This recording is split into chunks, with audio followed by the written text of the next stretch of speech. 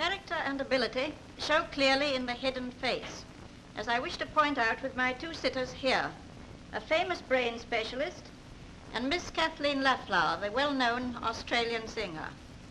I feel that my long hair may be in your way. Now do tell me what you can see for me, Miss Dee. I'll tell you that when we are quite alone later on. The chief thing to note is the height and breadth of this forehead. The reasoning powers are well developed. Here, there is memory. The ability to remember detail, to put things together, to find out the why and wherefore.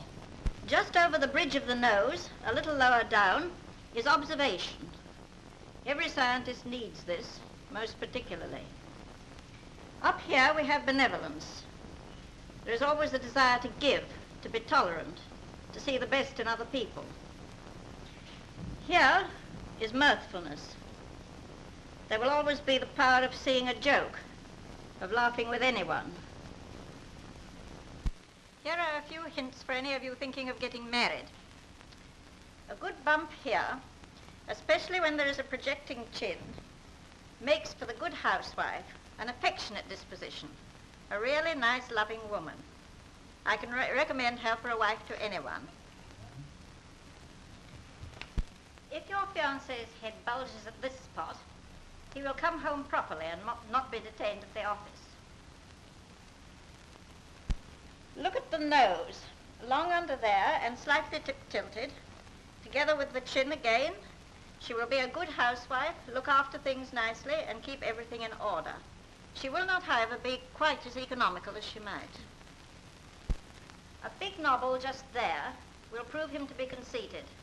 It would be better to look for somebody else. There is rather a big one here. The bottom lip sticking out just a little below the upper shows a love for the good things of life, a sense of refinement, and also a great taste for art and music.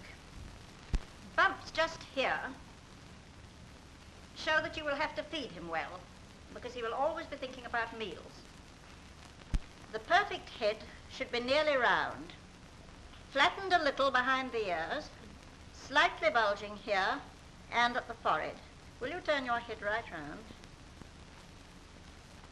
Beware of a head that is very flat at the back. I can speak plainly because this one is not, especially if there's a thin nose and pointed chin, because that is a sign of extreme avarice and miserliness. So now we know all about it. And if any of you would be really successful in life, you would be well advised to have your bumps read.